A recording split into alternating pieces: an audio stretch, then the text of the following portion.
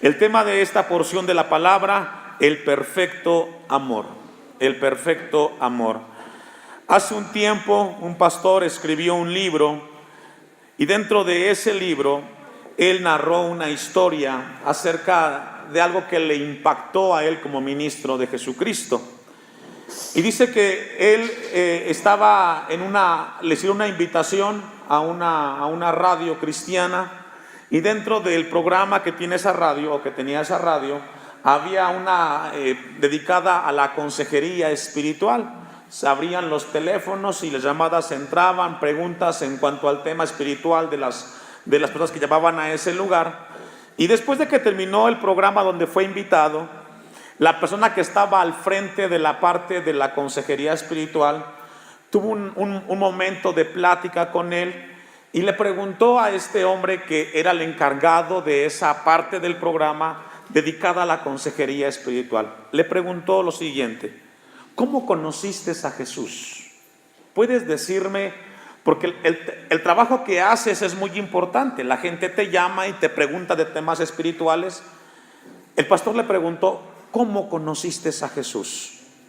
Para lo cual este locutor le dijo: ¿quieres saber la verdad cómo conocí a Jesús? Alguien me dio su número de teléfono, le llamé y desde entonces yo conozco a Jesús. El pastor le dijo: ¿en serio? ¿Sí? Alguien me dio el número de teléfono de Jesús y así es como yo le he conocido. Y es la manera como yo hablo de Jesús, porque tengo su número de teléfono. Esta respuesta de este locutor cristiano impactó la vida del pastor, a lo cual este pastor dice: me quedé impactado, no supe qué decir, porque contestar que esta persona conoció a Jesús por el simple hecho de una llamada telefónica está fuera de lo normal, dijo este pastor. Y con base a esta historia, hermano, yo le pregunto a usted: ¿cómo conoció usted a Jesús? ¿Se recuerda? ¿Cómo usted tuvo un encuentro con Jesús? Si alguien le preguntara a usted, alguien que no es cristiano, le preguntara a usted cómo conoció a Jesús, ¿cuál sería su respuesta? Esto que le he comentado, hermanos, es una de las muchas y millones de historias que surgen en todo el mundo de personas que hablan de una experiencia con Jesús, pero que a la luz de la palabra no tiene sustento. Yo entiendo que Dios puede hacer milagros y de una manera simple y sencilla Dios puede llegar al corazón del hombre. Lo que esta mañana Dios quiere que revisemos es de que nuestro cristianismo va mucho más allá de algo subjetivo en cuanto a las cosas de Dios.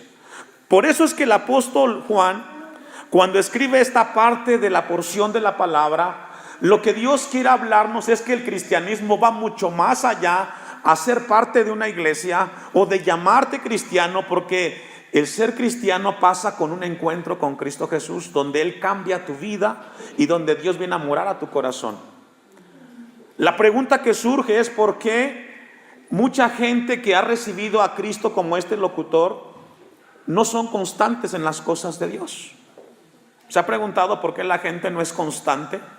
¿Por qué la gente, cuando tiene problemas y dificultades, siempre encuentra una buena razón para dejar de buscar a Dios en diferentes áreas? No solamente en congregarse, porque dejan desde leer la Biblia, desde orar y tener comunión con el cuerpo de Cristo.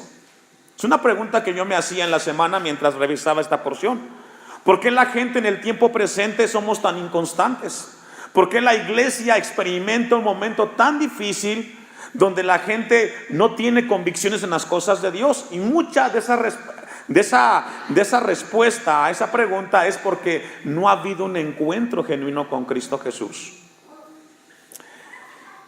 Vamos a ir a un pasaje, deje su apartado ahí, vamos a ir a Mateo 13, 24, vamos a tener un tiempo de introducción al pasaje de Juan.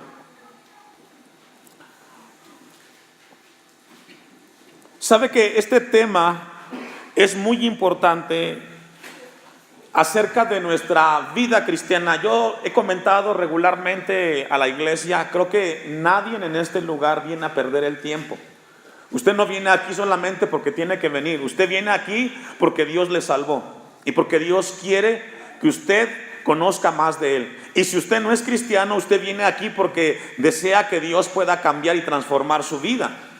Pero nadie viene aquí a perder el tiempo. No venimos aquí solamente por venir. Venimos aquí en respuesta a un encuentro con Dios en Cristo Jesús, a adorarle y a escuchar lo que Él tiene que mostrarnos.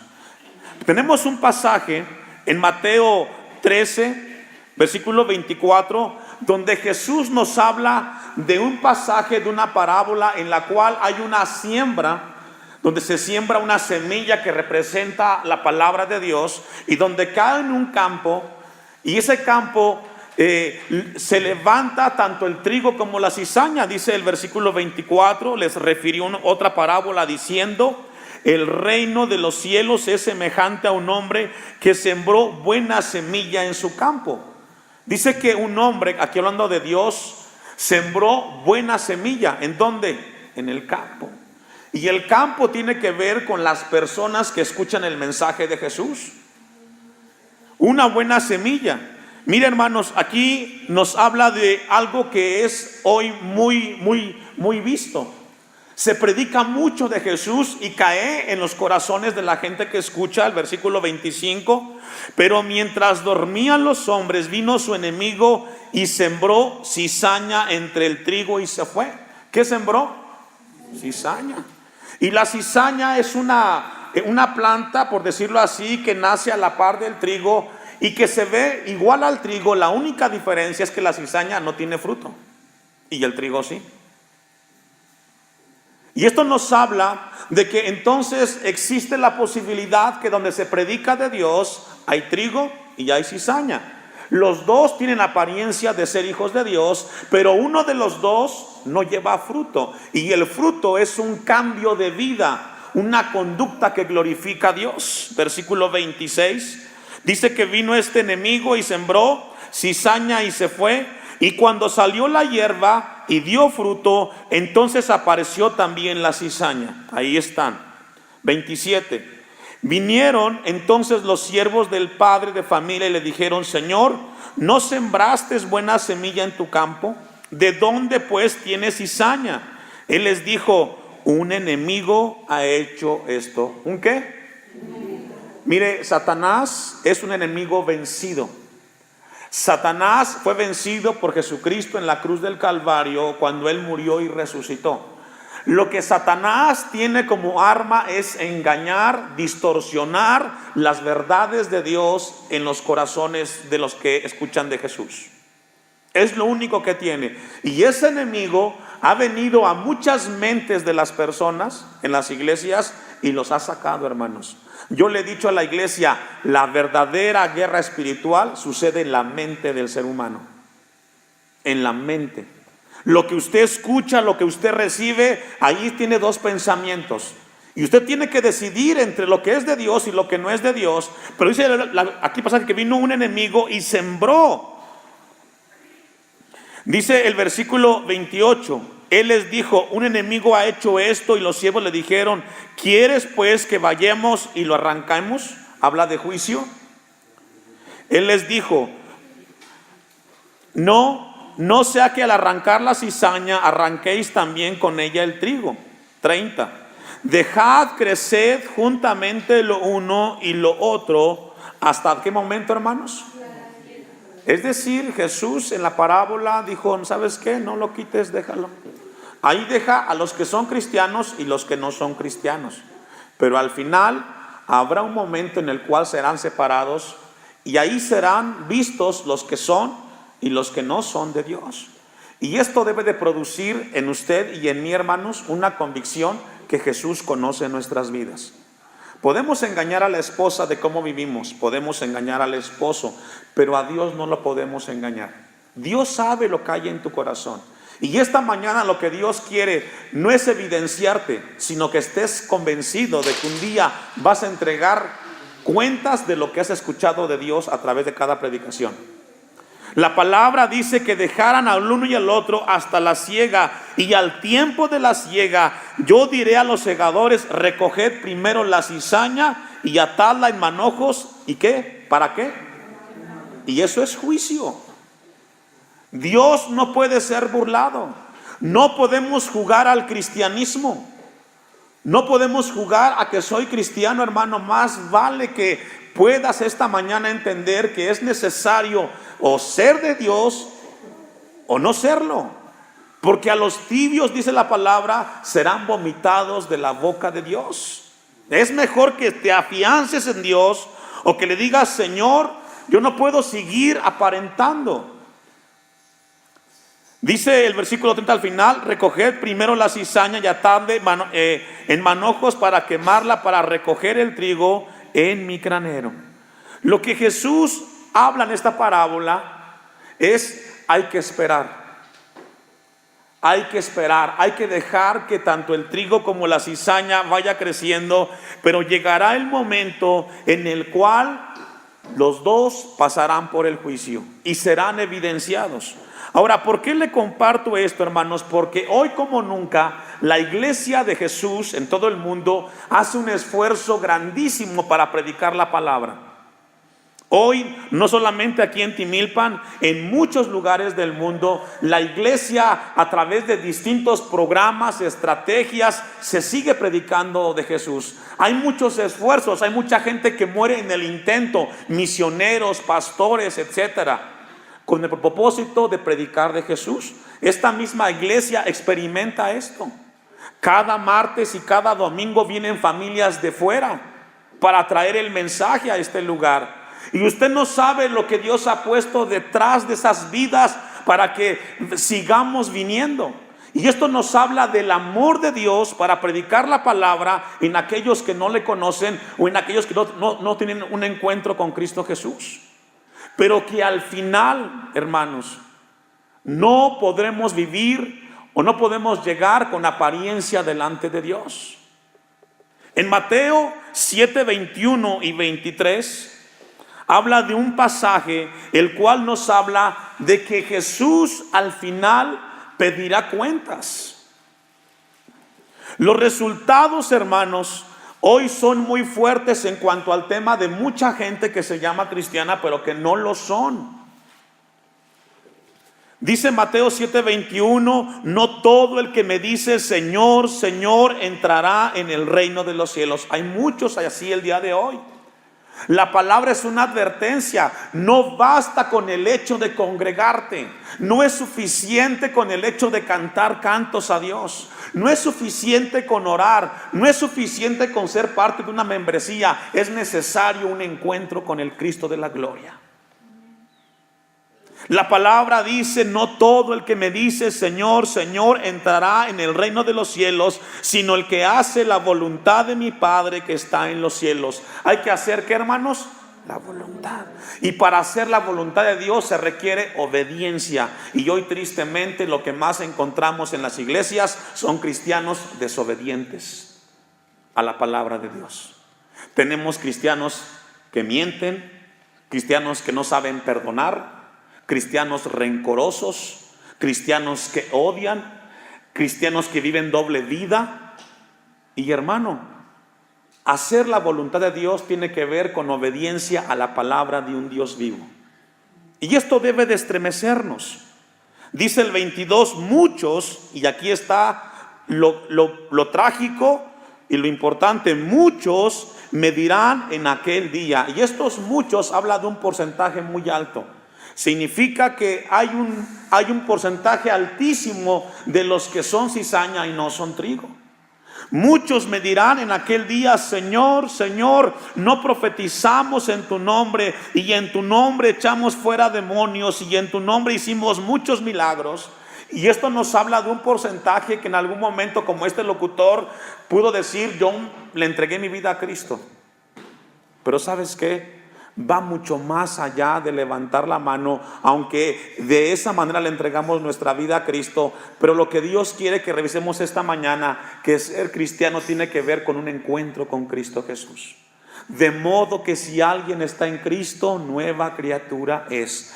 Todas las cosas son hechas nuevas. Hoy desafortunadamente no sucede así en las iglesias, hermano. Y Dios quiere que esta iglesia en este lugar sea consciente de este asunto. Yo ruego a Dios que en este lugar todos seamos trigo, que todos demos fruto como buenos cristianos. Pero si tú eres uno de los que aparenta ser cristiano y no lo eres, Dios te está hablando a ti. Dice el versículo 23, y entonces les declararé o les diré nunca. ¿Qué dice? Porque la pregunta es eso. Usted puede decir, yo conozco a Dios. Y la pregunta es, ¿Dios lo conoce a usted? Hay mucha gente que dice, yo conozco a Dios, hermano. Bueno, la pregunta es, ¿Él te conoce a ti? ¿Él sabe que tú eres tu hijo? ¿Él sabe que tú le obedeces? ¿Él sabe que Él está en tu corazón? Porque esa es la pregunta que Dios quiere que esta mañana contestemos. ¿Dios te conoce a ti, iglesia? La palabra dice, y entonces les declararé, nunca os conocí, apartaos de mí, hacedores de ¿qué, hermanos? Y esto es terrible, porque aquellos que dicen conocer a Dios, pero Dios no los conoce a ellos, son hacedores de maldad. Y un hacedor habla de acciones que no hace lo que Dios pide. Esta mañana, hermanos, con esta palabra Dios quiere que examinemos. En 2 Corintios 13:5, no lo busque, se lo voy a leer. Dice, examinaos a vosotros mismos si estáis en la fe. El mensaje de Pablo a los Corintios en la segunda carta 13:5 les dice, examinaos a vosotros mismos si estáis en la fe. Dios quiere que te examines, que seas autocrítico contigo mismo, que seas sincero contigo, que seas sincera contigo. ¿Realmente eres un hijo de Dios? ¿Realmente conoces a Dios? Si no, es un buen momento para que reflexiones y vengas a los pies de Cristo. No te escondas detrás de una religión, porque aún en el cristianismo hay religiosos. Siguen costumbres, siguen principios, pero nunca han tenido un encuentro con Cristo Jesús. Y puede que aquí haya alguno de así. Es muy importante el que tengamos en cuenta eso. Ahora, con toda esta base, vamos a ir a Juan, a la primera carta, capítulo 5, versículo 13.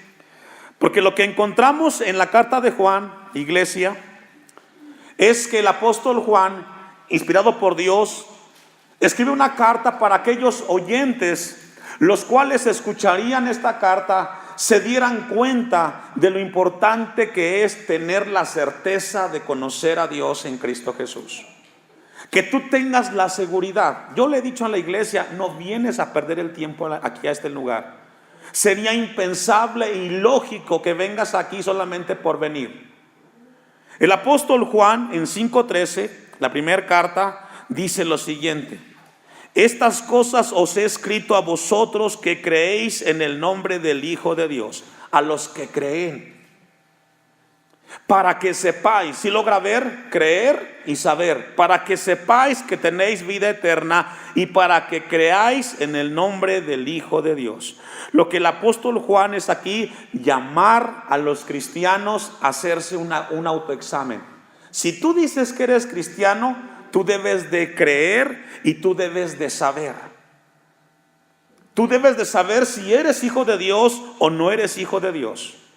Y el apóstol Juan da dos evidencias. Una de ellas es la obediencia a la palabra de Dios. Un cristiano nacido de Dios, una de las evidencias de ser cristiano es que es una persona obediente a la palabra de Dios. Una segunda razón que da aquí el apóstol Juan es que un nacido de Dios tiene amor para Dios y amor para con su prójimo en el Señor. Y es así como resume Juan las evidencias de un cristiano. Dentro de esas dos encontramos que dentro de la obediencia a la palabra de Dios nos da esta carta pruebas morales. La conducta es una muestra de que Jesús vive en tu corazón. Yo no logro entender cristianos que siguen viviendo doble vida. Eso es inconcebible. Pero pastor, yo soy así. Sí, pero entonces no estás siendo conforme a la palabra. Allí en primera de Juan, capítulo 1, versículo 6, atrás. Si decimos que tenemos comunión con Él y andamos en tinieblas, dice primera de Juan 1:6, y andamos en tinieblas, mentimos y no practicamos, ¿qué dice? La verdad. No puedes estar viviendo una doble vida. Si tú eres uno de los que viven doble vida, entonces estás viviendo y no practicas la verdad de Dios. Versículo 8 ahí mismo: si decimos que no tenemos pecado, nos engañamos a nosotros mismos y la verdad no está en nosotros. Es muy importante, hermanos, que entendamos de que es importante entender de que debemos tener la seguridad de que somos hijos de Dios. En el segundo capítulo, versículo 15, nos da un pasaje que nos habla de las pruebas morales que manifiestan la certeza de un cristiano nacido de Dios. Primera de Juan 2:15 dice: no améis al mundo ni las cosas que están en el mundo. Si alguno ama el mundo, el amor del Padre, ¿qué dice? Yo no logro entender cristianos que anden detrás de las cosas materiales. Pero pastor, ¿de qué voy a vivir? Jesucristo dijo: no os afanéis por este mundo. El asunto, hermano, no tiene que ver con el trabajo, sino que para muchos el trabajo maneja las vidas de esas personas. Si hemos creído que Dios es nuestro proveedor, Él nos sostendrá. Y no es que vamos a dejar de trabajar, tenemos que trabajar. El asunto es quién ocupa en tu corazón el primer lugar. Yo no logro entender que cristianos andan afanados por las cosas materiales, por las cosas pasajeras de este mundo. No améis al mundo. Si alguien ama, y aquí el mundo habla la manera de pensar de esta sociedad, que hoy nos habla de un consumismo exagerado, de un materialismo como nunca antes. Compra esto, recibe esto, ten esto, y ahí está la gente. Y el Hijo de Dios no debe de ser así. Versículo 16: porque todo lo que hay en el mundo, los deseos de la carne, los deseos de los ojos y la vanagloria de la vida, no proviene del Padre, sino del mundo. Y el mundo pasa y sus deseos, pero el que hace la voluntad de Dios, o el que obedece la palabra de Dios, permanece para siempre. La pregunta es: ¿qué amas tú? ¿Qué amas? Hoy más que nunca vemos a una iglesia seducida por el mundo. ¿Por qué cree que las iglesias están hoy casi vacías? Porque la gente está allá afuera, buscando lo que el mundo busca, persiguiendo lo que el mundo persigue: prosperidad material, seguridad económica y estabilidad, entre comillas, familiar. Pero no están buscando de Dios. Con todo esto, hermanos, ahora sí vamos a ver, vamos a regresar a Primera de Juan, capítulo 4, y vamos a ver razones por las cuales debemos de amar con el perfecto amor. Razones por las cuales debemos de amar por el perfecto o con el perfecto amor. Número 1, la primera razón: debemos de amar porque el amor es la esencia de Dios. El amor es la esencia de Dios. Y vamos a comenzar un poquito atrás en el versículo 7, Primera de Juan 4:7. Amados, amémonos unos a otros, porque el amor es de Dios. Todo el que ama es nacido de Dios y conoce a Dios. Si tú dices que tienes un encuentro con Cristo Jesús, en ti debe de haber un amor, no un amor terrenal, porque el amor humano es un amor condicional. Si tú me hablas, te hablo. Si tú me saludas, te saludo. No, el amor de Dios es que a pesar de que tú no me saludes, yo te amo en Cristo Jesús. A pesar de que tú no me puedas ver ni en pintura, yo te amo porque Jesús me amó a mí. Y es aquí donde entramos a un terreno delicado, porque desafortunadamente siempre hay personas en las cuales nos cuesta amar. Y dice el versículo 8: el que no ama, ¿me ayuda a leer? Punto. Es una afirmación. El que no ama no ha conocido a Dios. No me digas que tú eres cristiano si no eres capaz de amar y respetar a tu prójimo. Y puede ser tu esposa, tu prójimo, y puede ser tu hijo, y puede ser tu hija, y puede ser tu suegra, tu suegro, tu nuera, tu cuñada, qué sé yo. Yo no puedo entender cristianos que no puedan ver ni en pintura a su suegra. Si tú dices que eres hijo de Dios, debes de amar a pesar de las dificultades o de los errores del otro. Esto es claro. El que no ama no ha conocido a Dios, porque Dios es amor.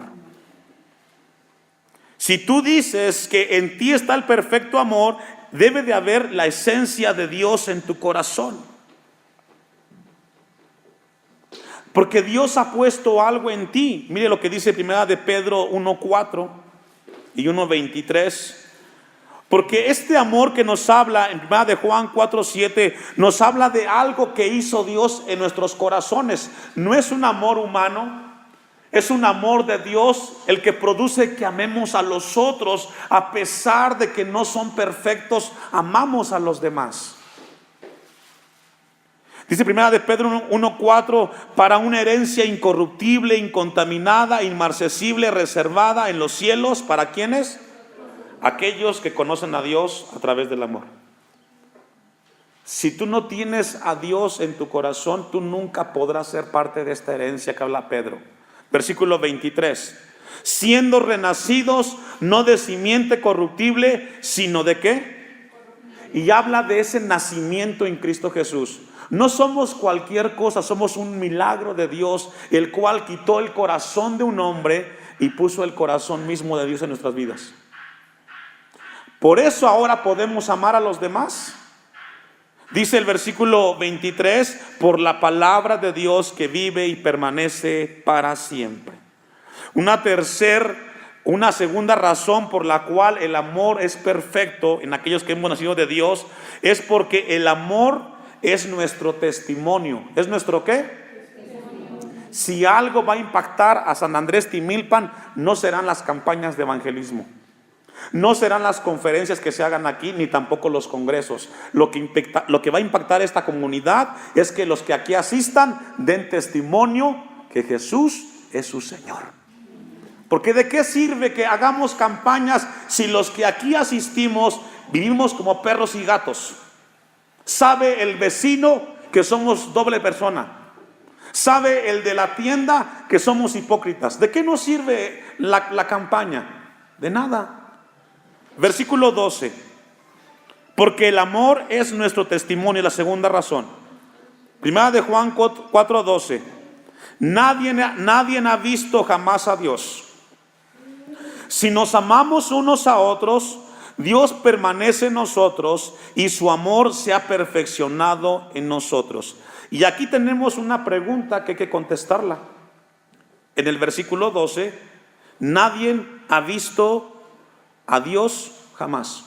Ese es un buen punto. Nadie ha visto a Dios jamás, ninguno lo ha visto. Pero ¿sabe qué? El mundo sí puede ver que Dios está en tu corazón a través del testimonio que tú das. El mundo no conoce a Dios, pero sí conoce a aquellos que conocemos a Dios y que damos testimonio de que amamos a los demás. Cuando dice Juan, nadie ha visto a Dios jamás, nadie ha visto jamás a Dios, nos habla de que el mundo no puede ver físicamente a Dios porque Dios es espíritu, pero el mundo sí puede ver que los que seguimos a Dios en Cristo Jesús damos testimonio de un cambio de vida. ¿Cómo va a ver el mundo a un Dios invisible? ¿Sabe cómo? A través de tu testimonio. ¿Cómo podrá ver la gente que no es cristiana al Dios que glorificamos? A través de tu testimonio. Tu testimonio, iglesia, es lo que va a impactar donde estamos. El mundo puede ver que existe un Dios cuando ve en la iglesia el amor de Dios. Si somos una iglesia que nos sacamos los trapos al sol, que hablamos del otro, que criticamos, pues el mundo, ¿qué va a ver hacia adentro, hermanos? ¿Sabe qué va a ver? Un grupo de religiosos más. Pero cuando el mundo comienza a ver a la iglesia cristiana Hashem como un grupo de hombres y mujeres que tienen testimonio en sus vidas, lo que van a ver es un Dios vivo y poderoso. Mire lo que dice Juan 13:34. Vaya conmigo. Ponemos a Dios o exhibimos a Dios cuando nos amamos unos a otros. El amor es nuestro testimonio. El Dios invisible se ve en nuestro amor cuando nos amamos los unos con nosotros. Juan 13:34 dice: un mandamiento nuevo os doy, que os améis unos a otros. Es un mandamiento nuevo. Continúa el 34: como yo os he amado, que también os améis unos a otros. Si queremos hoy impactar al siglo XXI, a esta sociedad necesitada de amor, tenemos que hacerlo a través de nuestro testimonio. Es necesario predicar de Jesús, pero antes de hacer una campaña de evangelismo, revisa si tu vida da testimonio de un Dios vivo. El 35, ponga atención: en esto conocerán, ¿cuántos? Todos que sois mis discípulos, si tuviereis amor los unos con los otros. Esto, hermano, el testimonio del amor es la evidencia de que nuestras vidas han sido transformadas por un Dios vivo y poderoso. Hay muchas iglesias hoy y cristianas. Aquí en Timilpan hay muchas, pero ¿sabe qué? Hace falta testimonio, un buen testimonio de que Dios habita en nuestros corazones. En Romanos 5:5, no lo busque, dice: y la esperanza no avergüenza, porque el amor de Dios ha sido derramado en nosotros. ¿Por qué podemos dar testimonio? Porque Dios está en nuestros corazones. Cuando tú no puedes amar, dices que yo no puedo, pastor. ¿Sabes qué hace falta? Hace falta un encuentro en tu vida con Cristo Jesús. La siguiente razón por la cual el amor es perfecto es porque el amor es la seguridad de nuestra salvación. Primera de Juan 4:13. Porque el amor es la seguridad de nuestra salvación. Yo le decía hace un instante, usted necesita estar seguro de que usted es salvo. Usted no puede estar aquí solamente intentando congregarse. No, usted tiene que saber y tener la certeza de que usted es un hijo de Dios. Usted no puede estar viviendo una vida titubeando, jugando al cristiano. No, tenemos que tener la certeza de que somos hijos de Dios. Primera de Juan 4:13. En esto conocemos que permanecemos en Él y Él en nosotros, en que nos ha dado, ¿qué nos ha dado, hermanos? Y esto nos habla, hermanos, de ese momento sobrenatural en el cual Dios viene a nuestros corazones. Nadie lo sabe. A veces es difícil de explicar el momento en el cual Jesús vino a nuestras vidas, pero sabemos de que Dios está en nuestros corazones. Hay algo que me dice que Dios cambió mi vida. Ya dejé de hacer lo que antes no le gustaba a Dios. Y dice el versículo 14: y nosotros hemos visto y testificamos que el Padre ha enviado al Hijo y el Salvador del mundo. Todo aquel que confiesa que Jesús es el Hijo de Dios, Dios permanece en Él y Él en Dios. Nos habla de un encuentro con el Cristo de la gloria. Dios habitando en el mismo corazón. Porque a partir de ahí, en el versículo 16, nos habla de una evidencia de este momento. Y nosotros hemos conocido y creído el amor que Dios tiene para con nosotros. ¿Dios es qué? Amor. Y el que permanece en amor, permanece en Dios y Dios en él. ¿Sabe cómo se perfecciona el amor de Dios en usted y en mí?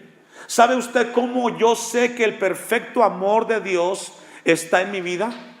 Cuando en tu amor hay obediencia a la palabra de Dios. El amor de Dios se perfecciona cuando nosotros sabemos obedecer lo que Dios nos enseña. Si tú dices que amas, debes de obedecer lo que tu Padre te pide. Si no lo haces, entonces simplemente hay algo que no está bien en esa vida. Este locutor que yo le comenté de esta historia, Él dijo, yo conozco a Dios. Pero desafortunadamente, no solamente basta con ese momento en el cual es importante cuando le entregamos nuestra vida a Cristo, sino revisar después de ese momento si estamos viviendo en la fe en Cristo Jesús. Vamos a dejarlo ahí, Iglesia del Señor, y yo le invito a que venga el próximo domingo. Esto es muy importante, hermanos. Dios quiere con esto es despertar nuestras conciencias. Esté usted seguro y segura de que realmente está viviendo en la salvación. El perfecto amor se perfecciona cuando nosotros obedecemos a la palabra de Dios. Póngase de pie y vamos a darle a Dios gracias por su palabra en esta mañana.